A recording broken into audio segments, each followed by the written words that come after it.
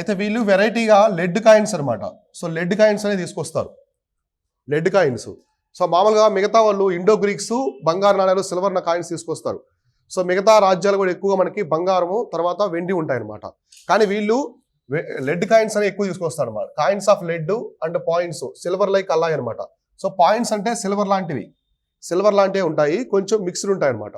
So కాబట్టి వీళ్ళు lead నాణ్యాలు, సో లెడ్కి సంబంధించిన నాణ్యాలు వీళ్ళు ఎక్కువ తీసుకొస్తారు. ఇది వచ్చేసి పాయింట్స్ అంటే ఏంటంటే టిన్ను లెడ్ సిల్వర్ కలిసి తీసుకొస్తారు అనమాట. సో అటువంటివి.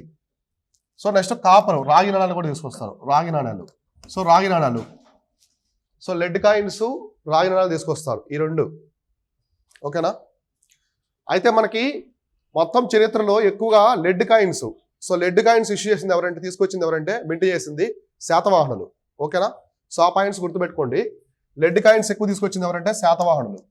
సో శాతవాహనులు లెడ్ కాయిన్స్ అనేది ఎక్కువ తీసుకొస్తారు. సో కాబట్టి రేపు ఎగ్జామినేషన్లో మిమ్మల్ని లెడ్ కాయిన్స్ ఎవరు తీసుకొచ్చారంటే, ఇష్యూ చేసింది ఎవరంటే శాతవాహనులు అని చెప్పేసి గుర్తుపెట్టుకోవాలి, లెడ్ కాయిన్స్. సో నెక్స్ట్ చూడండి, వీళ్ళు ఆ కాయిన్స్ తీసుకొచ్చిన తర్వాత ఎక్కువగా ట్రేడ్ చేసేవాళ్ళు. శాతవాహనులు విదేశాలతో కూడా ట్రేడ్ చేశారనమాట ఎక్కువ, అంటే వేరే దేశాలతో కూడా. ఇక్కడ మనకి శాతవాహనులు ఉన్నప్పుడు అక్కడ గ్రీక్ ఎంపైర్ కంటే రోమన్ ఎంపైర్ ఉన్నది. సో గ్రీక్ ఎంపైర్ అనేది కొలాప్స్ అయిపోయి రోమన్ ఎంపైర్ వచ్చిందనమాట ఎక్కడ, యూరోప్లో. కాబట్టి వీళ్ళు రోమన్ ఎంపైర్తో, సో రోమన్ సామ్రాజ్యంతో ట్రేడ్ చేసేవాళ్ళు. సో రోమన్ సామ్రాజ్యంతో శాతవాహనులు ట్రేడ్ చేసేవాళ్ళు. సో కాబట్టి ఈ వాణిజ్యం అనమాట. సో వాణిజ్యం అనేది ఎవరితో చేసేవాళ్ళు, వ్యాపారం అనేది సో రోమ్ వాళ్ళతో చేసేవాళ్ళు. కాబట్టి రాసుకోండి, trade with the Rome empire. So Roman సామ్రాజ్యంతో వాణిజ్యం చేసేవాళ్ళు. సో రోమన్ సామ్రాజ్యంతో వాణిజ్యం చేసేవాళ్ళు అంటే వీళ్ళు తయారు చేసే గూడ్స్ కావచ్చు, ఇక్కడి నుంచి ఎక్స్పోర్ట్ చేసేవాళ్ళు, తర్వాత ఇంపోర్ట్ చేసుకునేవాళ్ళు. వీళ్ళకి పోర్ట్స్ కూడా ఉన్నాయన్నమాట. సో పోర్ట్స్ ఉంటాయి కదా, పోర్ట్ సిటీస్. భరూచ్ అని చెప్పేసి గుజరాత్లో ఒకటి ఉంటుంది. సో గుజరాత్లో ఒకటి ఉంటుంది అనమాట, భరూచ్ అని చెప్పేసి ఒక పోర్ట్ ఉంటుంది. తర్వాత ఇటుపక్క కూడా ఉంటాయి మనకి, మోటుపల్లి రీజన్ ఉన్నాయి కదా, సో అక్కడ కూడా పోర్ట్స్ ఉంటాయి అనమాట. ఈస్ట్, తూర్పు తీరము, పశ్చిమ తీరము. కాబట్టి వీళ్ళు రోమన్ సామ్రాజ్యంతో వ్యాపారం చేసేవాళ్ళు, వాణిజ్యం చేసేవాళ్ళు అనమాట. అంటే ఇక్కడ మన భారతదేశంలో శాతవాహనులు ఉంటారు, యూరోప్లో వచ్చేసి రోమన్ ఎంపైర్ ఉంటుంది, సో రోమన్ సామ్రాజ్యం ఉంటుంది. ఇలా ఇద్దరు కూడా ట్రేడ్ అనేది చేసుకుంటూ ఉంటారు. సో కాయిన్స్ వచ్చేసి ఏమి చేస్తారు వాళ్ళు, లెడ్ కాయిన్స్ అనమాట. లెడ్ కాయిన్స్ అనేవి ఉంటాయి. ఓకేనా? సో ఇది ఒకటి. నెక్స్ట్ ఇక్కడ చూడండి, ప్రతిష్టాన అండ్ తగర వారి ఇంపార్టెంట్ ట్రేడ్ సెంటర్స్. అంటే వీళ్ళ టైంలో మామూలుగా సామ్రాజ్యంలో కొన్ని ఇంపార్టెంట్ కేంద్రాలు ఉంటాయి కదా, వ్యాపార కేంద్రాలు. సో కొన్ని రీజన్స్, ఇప్పుడు ముత్యాలు ఉన్నాయి. హైదరాబాద్ అనేది ముత్యాలకి చాలా ఫేమస్. సో మన ఇండియానే కాకుండా ప్రపంచంలో చాలా దేశాలకి హైదరాబాద్ నుంచి ముత్యాలను ఎక్స్పోర్ట్ అవుతాయి అనమాట, ఇక్కడ నుంచి ఎగుమతి అవుతాయి. సో కాబట్టి ముత్యాలకి హైదరాబాద్ అనేది ప్రైమ్ సెంటర్. అలానే వీళ్ళ కాలంలో కూడా, వీళ్ళ సామ్రాజ్యంలో కూడా వ్యాపారం చేస్తారు కదా, ఎక్కువ ఎవరితో చేస్తున్నారు, సో రోమన్ సామ్రాజ్యంతో చేస్తున్నారు. రోమన్ సామ్రాజ్యం కాకుండా విత్ ఇన్ ఏరియాలో కూడా, సో విత్ ఇన్ వాళ్ళ సామ్రాజ్యంలో కూడా చేస్తూ ఉంటారు ట్రేడ్ అనేది. కాబట్టి వీళ్ళు ఎక్కువగా చేసినటువంటి ప్రాంతాలు వచ్చేసి ప్రతిష్టానపురం. సో వీళ్ళ రాజధాని ఉంది కదా, సో ప్రతిష్టానపురం అంటారు. ఈ ప్రతిష్టానపురం సో వీళ్ళ రాజధాని అనమాట. సో ఎవరిదంటే శాతవాహనుల యొక్క మొట్టమొదటి రాజధాని ప్రతిష్టానపురము. తర్వాత చూస్తే తగరా అనే ఒక విలేజ్, ఒక ప్రాంతం అనమాట. సో తగరా అనే ఒక ప్రాంతం. ఈ రెండు వచ్చేసి మేజర్ కేంద్రాలు, వ్యాపార కేంద్రాలు అనమాట. సో ఈ రెండు వచ్చేసి వ్యాపార కేంద్రాలు. సో వ్యాపార కేంద్రాలను పెట్టుకొని ఇవి రాసుకోండి. సో వ్యాపార కేంద్రాలు. సో ఇక్కడి నుంచే వీళ్ళ సామ్రాజ్యానికి సంబంధించినటువంటి ట్రేడ్ అనేది జరిగేది ఎక్కువగా. ఈ ప్రాంతాల నుంచే ఎక్స్పోర్ట్స్, ఇంపోర్ట్స్ అనేవి ఎక్కువ జరిగాయి అనమాట. కాబట్టి ఇవి ఇంపార్టెంట్ ట్రేడ్ సెంటర్స్. సో వ్యాపార కేంద్రాలు.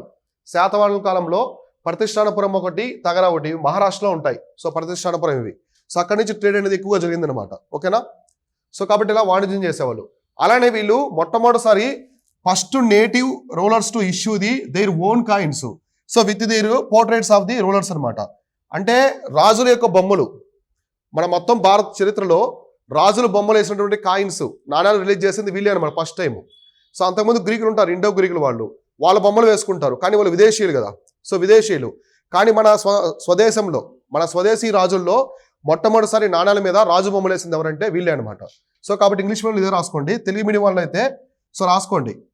సో నాణ్యాలపై రాజుల బొమ్మలు వేసిన, రాజుల బొమ్మలు ముద్రించిన లేదా వేసిన మొట్టమొదటి వంశం శాతవాహనులు అనమాట.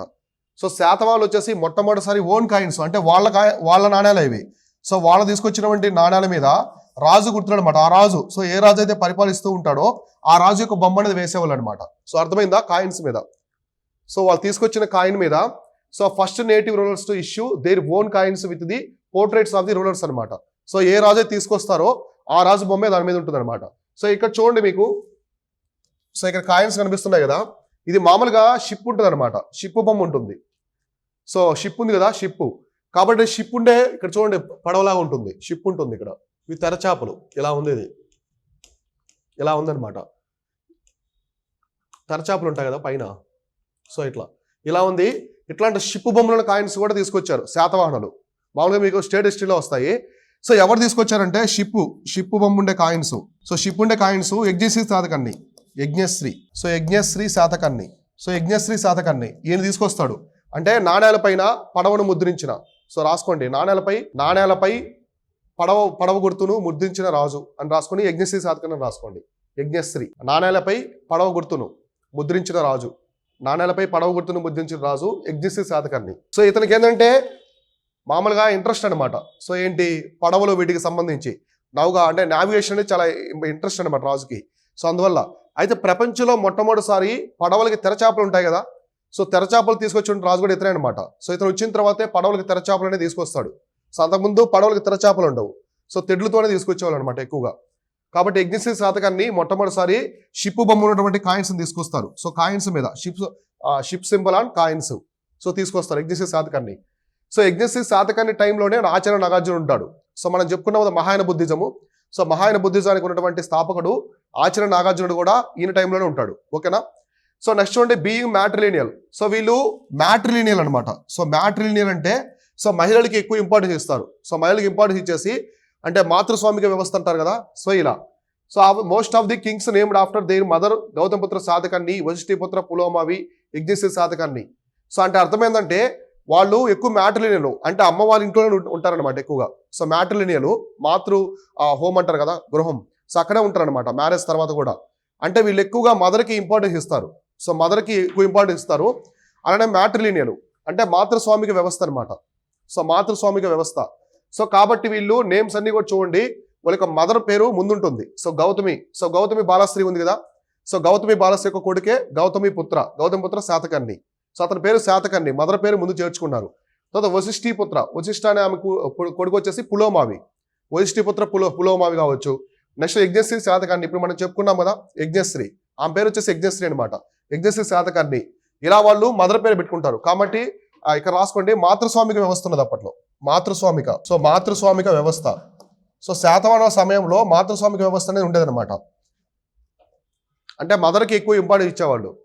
సో మొత్తం హెడ్ ఎవరంటే ఉమెన్. రాసుకున్నారా, మాతృస్వామిక వ్యవస్థ, మ్యాట్రియార్కీ లేదా మ్యాట్రిలినియల్ రాసుకోండి. సో ఇలా కింగ్స్ పేరు అలా ఉంటాయన్నమాట. గౌతమపుత్ర శాతకర్ణి, వశిష్ఠిపుత్ర పులోమావి, నెక్స్ట్ వచ్చేసి యజ్ఞశ్రీ శాతకర్ణి ఇలా ఉంటాయి. సో ఇట్లా తీసుకొస్తారు పేర్లు. రాసుకున్న లెడ్ కాయిన్స్ ఇవన్నీ కూడా. సో ఎవరితో ట్రేడ్ చేసేవాళ్ళు, రోమన్ సామ్రాజ్యంతో. సో రోమన్ సామ్రాజ్యంతో వ్యాపారం చేశారు. రేపు ఎగ్జామినేషన్లో అడిగితే గ్రీక్ ఎంపైర్ అని ఇస్తారు స్టేట్మెంట్స్లో. కాబట్టి గుర్తుపెట్టుకోండి, గ్రీక్ ఎంపైర్ అప్పటికి కొలాప్స్ అయిపోతుంది. ఎవరుంటారంటే రోమన్ ఎంపైర్ అనేది ఉంటుంది యూరోప్లో. రోమ్ ఉంది కదా, ఇటలీ. సో గ్రీక్ ఎంపైర్ తర్వాత అక్కడ గ్రీక్ సామ్రాజ్యం తర్వాత రోమన్స్ వస్తారు. ఓకేనా. సో రోమన్స్తో ట్రేడ్ చేస్తారనమాట. సో లెడ్ కాయిన్స్ ఇది చాలా చాలా ఇంపార్టెంట్, ఎక్కువసార్లు అడిగారు.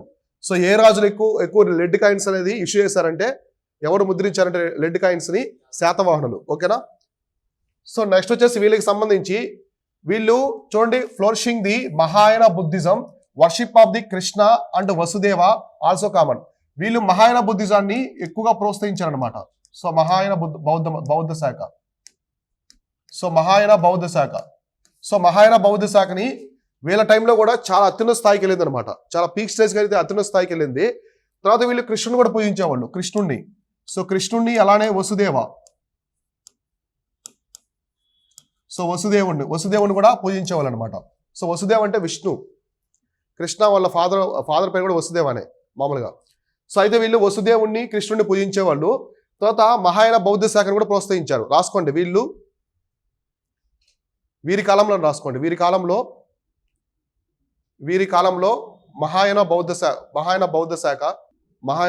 శాఖ అత్యున్నత స్థాయికి వెళ్ళింది, అత్యున్నత స్థాయికి చేరింది అని రాసుకుంది. అత్యున్నత స్థాయికి చేరింది. సో అంటే మహాయాన బుద్ధిజం అనేది పీక్ స్టేజ్లో ఉండదన్నమాట.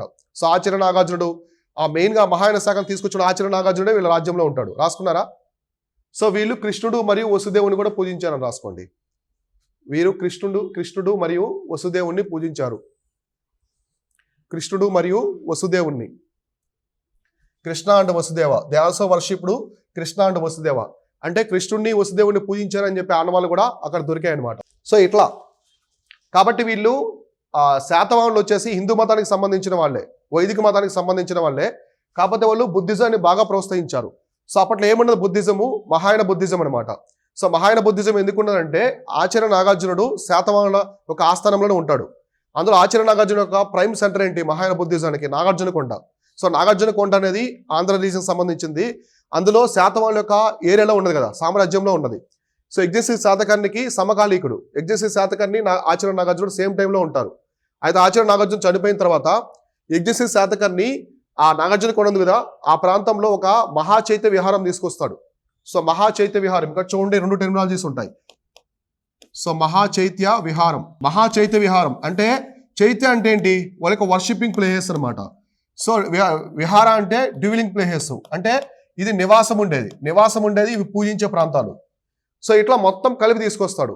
సో ఇందులోనే అప్పట్లో 1500 గదులు ఉండేది అనమాట. సో 1500 రూమ్స్ అనేవి ఉండేది ఈ మహాచైత్య విహారంలో.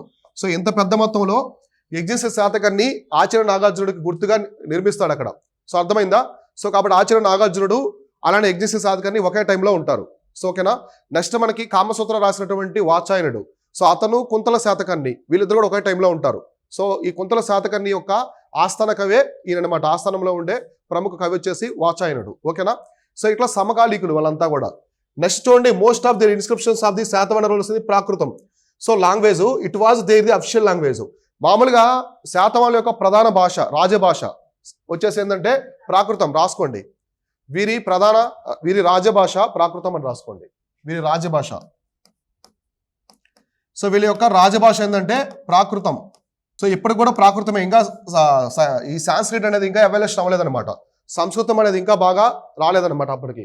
కాబట్టి వీళ్ళ భాష వచ్చేసి ఫస్ట్ ప్రాకృతం అనమాట. తర్వాత మనకి కుంతల శాతకర్ణి వాళ్ళు వస్తారు, ఆ టైంలో మళ్ళీ చేంజ్ చేస్తారు, సంస్కృతానికి మారిపోద్ది. ఓకేనా. సో కాబట్టి శాతవాహనుల యొక్క ప్రధాన భాష ఏంటంటే ప్రాకృతము. సో తర్వాత సంస్కృతానికి వెళ్తారు. ఎప్పుడు కుంతల శాతకర్ణి టైంలో సంస్కృతానికి అయితే వెళ్తారనమాట. అర్థమైందా? సో అది. సో తర్వాత శాతవాహన రూలర్. సో వీళ్ళ టైంలో హాలుడు అని చెప్పేసి ఒక ఆయన ఉంటాడు, కింగ్ హాలుడు. సో హాలుడు అంటారు. సో ఈ హాలుడు himself a great scholar, composed the Gatha Saptasati. Already మీరు రాసుకుని ఉన్నారు. సో గాథా సప్తసతి. సో గాథా సప్తసతి రాసింది ఎవరంటే హాలుడు. ఈ గాథా సప్తసతిని హాలుడు రాస్తారు. హాలుడు అనే అతను శాతవాహన రాజా అనమాట. ఆయన రాజు. సో రాజు ప్లస్ అలానే స్కాలర్ కూడా, కవి కూడా అనమాట ఆయన. సో హాలుడు కవి, అలానే ఈ గాథా సప్తసతి అనే గ్రంథాన్ని కూడా రాస్తాడు. ఎవరు? హాలుడు. మీరు ఇంతకుముందు ఇంట్రడక్షన్లో రాసుకుని ఉంటారు. సో కాబట్టి హాలుడు రాసినటువంటి గ్రంథం ఏంటి? గాథా సప్తసతి. సో గొనార్డు రాసింది బృహత్కథ. సో బృహత్కథ వేరు, గాథా సప్తసతి వేరు. ఈ రెండు ఎక్కువ కన్ఫ్యూజ్ చేస్తూ ఉంటారు, కాబట్టి గుర్తుపెట్టుకోండి. సో ఈయన హిమ్సెల్ఫ్ గ్రేట్ స్కాలర్ అనమాట, కవి అనమాట ఆయన. సో రాజు కాకుండా కవి కూడా ఈ గ్రంథాలు అనేవి రాస్తూ ఉంటాడు. కాబట్టి గాథా సప్తసతి రాసింది వచ్చేసి హాలుడు, బృహత్కథ రాసింది గుణాఢ్యుడు. సో రాసుకున్నారా? సో తర్వాత అమరావతి శిల్పకళ. వీరి కాలంలోనే అమరావతి శిల్పకళ కూడా బాగా డెవలప్ అవుతుంది. సో అమరావతి శిల్పకళ. సో వీరి కాలంలోనే అమరావతి శిల్పకళ అభివృద్ధి చెందుతుంది. రాసుకోండి, వీరి కాలంలోనే అమరావతి శిల్పకళ అభివృద్ధి చెందింది. వీరి కాలంలోనే. So Amaravati school of art. So Amaravati school of art developed during Satavahanas అని రాసుకోండి, ఇంగ్లీష్ మీడియం వాళ్ళు. సో తెలుగు మీడియం వాళ్ళు అమరావతి శిల్పకళ వీరి కాలంలోనే అమరావతి శిల్పకళ అభివృద్ధి చెందింది. సో అమరావతి శిల్పకళ అనేది వీరి కాలంలోనే వస్తుందన్నమాట. మనకి నార్త్ వైపు గాంధార శిల్పకళ, అలానే మథుర శిల్పకళ ఉంటాయి కదా. సో అలానే ఇక్కడ అమరావతి శిల్పకళ అంటే శిల్పాలు అనేవి 3 రకాలుగా చెక్కుతారనమాట. సో 3 types ఆఫ్ స్కల్ప్చర్స్ అనేవి అప్పట్లో ఉంటాయి. సో కొన్ని గాంధార శిల్పకళ డిఫరెంట్గా ఉంటాయి అవి. సో మథుర శిల్పకళ అవి డిఫరెంట్గా ఉంటాయి. నెక్స్ట్ అమరావతి శిల్పకళ. సో ఇక్కడ మీకు కనిపిస్తున్నాయి కదా, ఇవే అనమాట అమరావతి శిల్పకళలో ఉండే ఆ బొమ్మలు. చూడండి, చాలా అందంగా ఉంటాయి. సో నిర్మించిన బొమ్మలు అనేవి చాలా చాలా అందంగా ఉంటాయి బుద్ధుడికి సంబంధించి. సో ఇప్పుడు బుద్ధుడి బొమ్మ ఉంటే ఆయన చుట్టూ జరిగిన జీవిత కథలు అన్నీ కూడా ఉంటాయి అనమాట. సో జీవితానికి సంబంధించి మొత్తం కూడా చుట్టూ చెక్కుతారు. సో బుద్ధుని పక్కన వైట్ ఎలిఫెంట్, తెల్లని ఏనుగు ఉన్నటువంటి బొమ్మలు ఉంటాయి. సో రెక్కలు ఉంటాయి అనమాట, పక్షుల యొక్క రెక్కలు ఉంటాయి. సో ఇలా వాళ్ళు చాలా అందంగా ఉంటాయి. అయితే మొత్తం గాంధార, మథుర మరియు అమరావతి శిల్పకళలో చాలా మంది ఫారినర్స్ వచ్చి కూడా అమరావతి శిల్పకళని చాలా పొగుడతారనమాట. సో అమరావతి శిల్పకళ చాలా చాలా అందంగా ఉంటుంది. So compare to the Gandhara and Mathura. So అర్థమైందా? సో ఇది ఓవరాల్గా శాతవాహనులకు సంబంధించింది అనమాట. So based on Indian history. మీకు అదే స్టేట్ హిస్టరీలో అనుకోండి, తెలంగాణ హిస్టరీ, ఏపీ హిస్టరీలో అయితే చాలా డెప్త్గా వస్తుంది శాతవాహనకు సంబంధించి. మొత్తం 32 మంది రాజుల గురించి ఉంటుంది. సో గౌతమపుత్ర శాతకర్ణి గురించే 3 or 4 పేజెస్ ఉంటుంది అన్నమాట మ్యాటర్. ఓకేనా? సో ఇది ఇండియన్ హిస్టరీకి సంబంధించి ఈ విధంగా ఎగ్జామినేషన్ పరంగా అడుగుతారు. ఈ శాతవాహనంలో మేజర్గా మీరు గుర్తుపెట్టుకోవాల్సిన అంశాలు వచ్చేసి శాసనాలు. సో మీరు శాసనాలు రాసుకున్నారు కదా, ఏమున్నాయి వీళ్ళకి సంబంధించి? నాణేఘాటు. సో నాణేఘాట్ శాసనం దేవి నాగానిక. నెక్స్ట్ వచ్చేసి నాసిక్. సో నాసిక్ ఇన్స్క్రిప్షన్ వచ్చేసి గౌతమి బాలశ్రీ. గౌతమపుత్ర శాతకర్ణి వాళ్ళ మదర్ ఇస్తారు అతనికి గుర్తుగా, అతను ఏక బ్రాహ్మణ అని పిలుస్తారు ఆ శాసనంలో. సో తర్వాత ఇది వచ్చేసి నాణేఘాటు. నాణేఘాట్ శాసనము దేవి నాగానిక. సో మొదటి శాతకర్ణి భార్యగా ఇస్తారనమాట ఈ శాసనాన్ని. ఓకేనా? సో అర్థమైంది కదా. సో ఇట్లా ఈ శాసనాలు లెడ్ కాయిన్స్ ఎక్కువ తీసుకొస్తారు. రోమన్ ఎంపైర్తో ట్రేడ్ అనేది చేస్తారు వీళ్ళు శాతవాహనులు. వీళ్ళ యొక్క రాజభాష వచ్చేసి ప్రాకృతము. సో కుంతల శాతకర్ణి టైంలో సంస్కృతానికి మారిపోతుంది అనమాట. ఓకేనా? సో ఇంతవరకు ఓకే కదా, క్లియర్ కదా. సో ఇది శాతవాహనులకు సంబంధించింది అనమాట. సో కాబట్టి మౌర్య సామ్రాజ్యం తర్వాత ఎవరు వచ్చారు? ఫస్ట్ మనం సుంగాస్ గురించి డిస్కస్ చేసుకున్నాం, అవునా? సో సుంగాస్ అయిపోయింది, తర్వాత శాతవాహనుల గురించి చెప్పుకున్నాము. సో శాతవాహనుల గురించి కూడా మనం ఎక్స్ప్లెయిన్ చేసుకున్నాం కదా. సో సుంగాస్ తర్వాత శాతవాహనులు వచ్చారు. శాతవాహనుల తర్వాత ఇండో గ్రీక్స్ ఉంటారు. సో ఇండో గ్రీక్స్ తర్వాత శకా రాజవంశము, తర్వాత కుషాణులు. సో ఇదంతా కూడా పోస్ట్ మౌర్యన్ పీరియడ్ అనమాట. తర్వాత ఒక పెద్ద సామ్రాజ్యం వస్తుంది, అదే గుప్త సామ్రాజ్యం. ఓకేనా? సో ఇప్పుడు నెక్స్ట్ ఎవరు వస్తారు? ఇండో గ్రీక్స్ అనమాట. అంటే ఇండో గ్రీకులు అయితే వస్తారు. సో ఇప్పుడు వాళ్ళ గురించి చూద్దాము. సో ఇది ఇండో గ్రీకులు. నెక్స్ట్ ఇండో గ్రీకులు హెడ్లైన్ పెట్టుకోండి, సపరేట్ చాప్టర్ ఇది.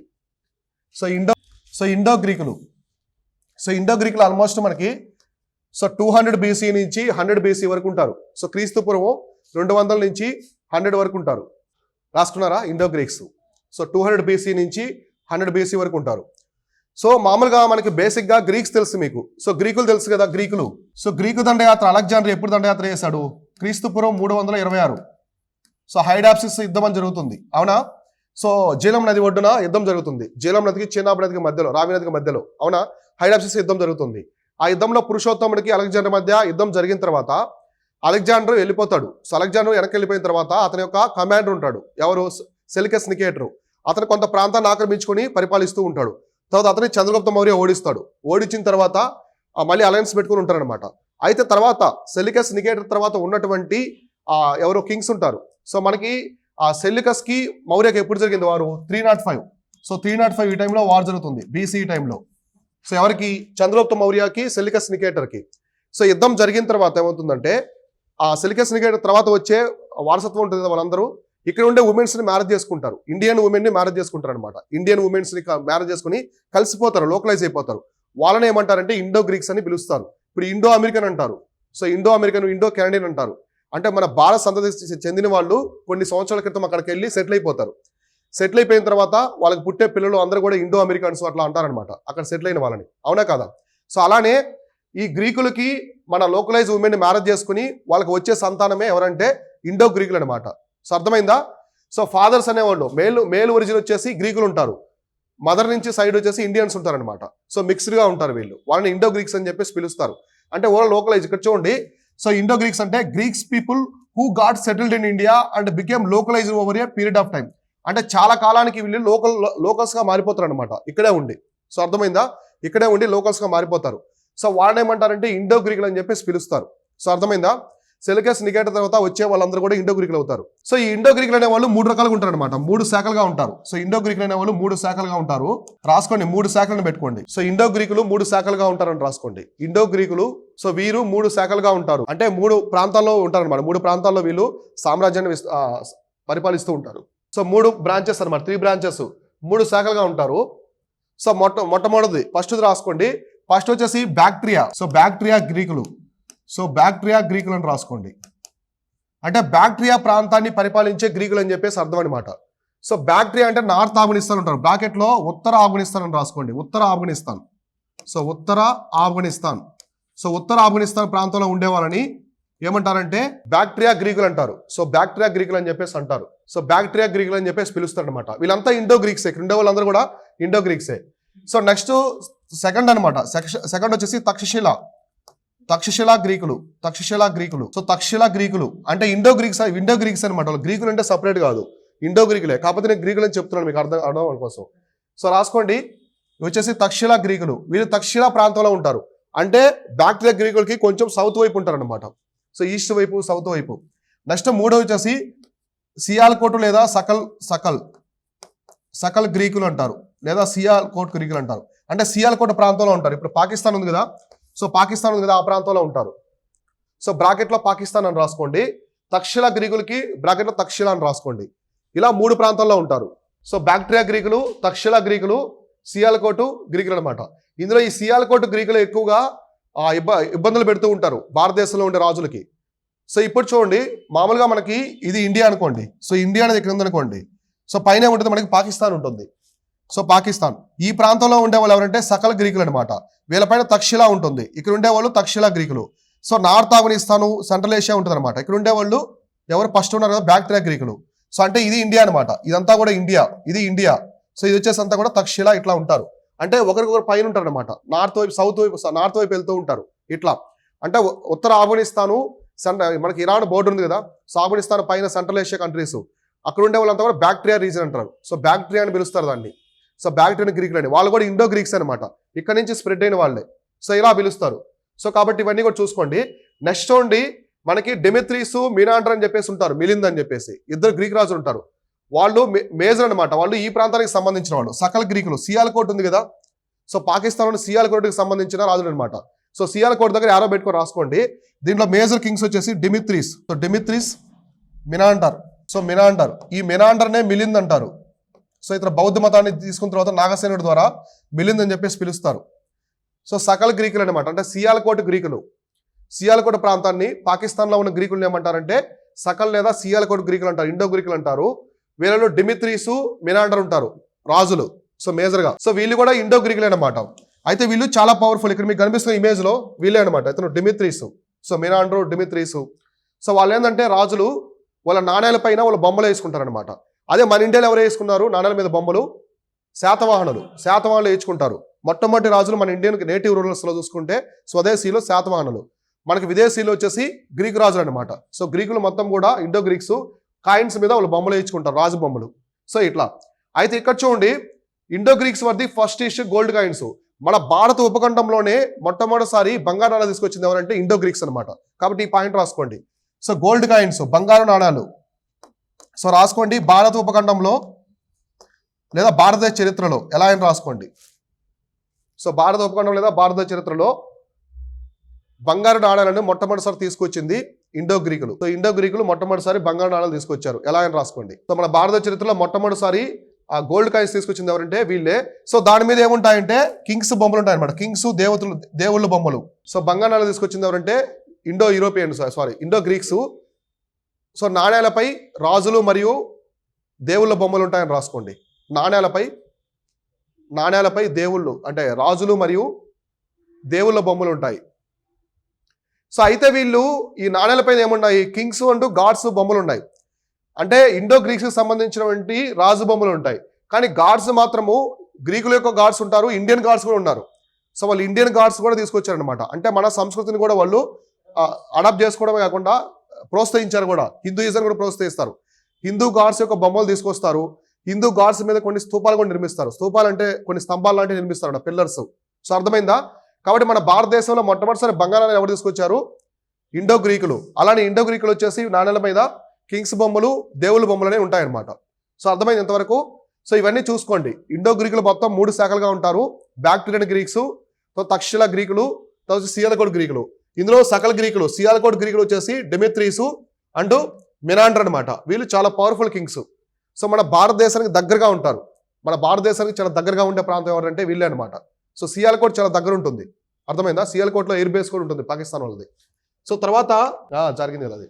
సో నెక్స్ట్ చూడండి, ఈ గ్రీక్స్ టైంలో, సో గ్రీకుల కాలంలో ఇక్కడ చూడండి, ఇక్కడ కింగ్ నేమే కూడా దేవతల బొమ్మలు కూడా ఉంటాయి. సో వారియర్స్, దేవతల బొమ్మలు అన్నీ ఉంటాయి అనమాట కాయిన్స్ మీద. ఇక్కడ కనిపించిందా మీకు? సో దేవతల బొమ్మ, అక్కడ వచ్చేసి డెమెత్రీస్ వాళ్ళ బొమ్మలు ఉంటాయి.